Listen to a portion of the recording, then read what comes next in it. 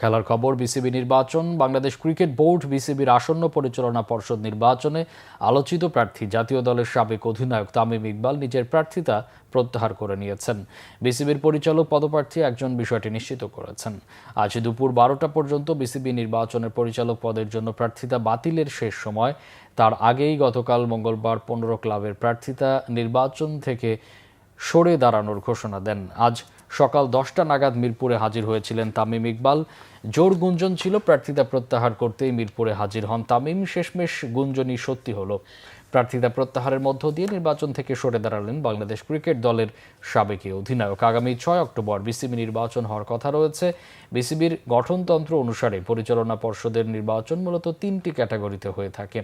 জেলা ও বিভাগ থেকে 10 জন পরিচালক নির্বাচিত হন নিজ নিজ বিভাগের কাউন্সিলরদের ভোটে। ক্লাব ক্যাটাগরিতে 12 জন পরিচালক নির্বাচিত হবেন 76 জন কাউন্সিলরের ভোটে। বিভিন্ন বিশ্ববিদ্যালয় ও সংস্থা নিয়ে গঠিত তৃতীয় ক্যাটাগরিতে 45 জন কাউন্সিলরের ভোটে পরিচালক হবেন একজন। পরিচালনা পর্ষদের নির্বাচন থেকে 25 পরিচালকের ভোটে হবে সভাপতি নির্বাচন।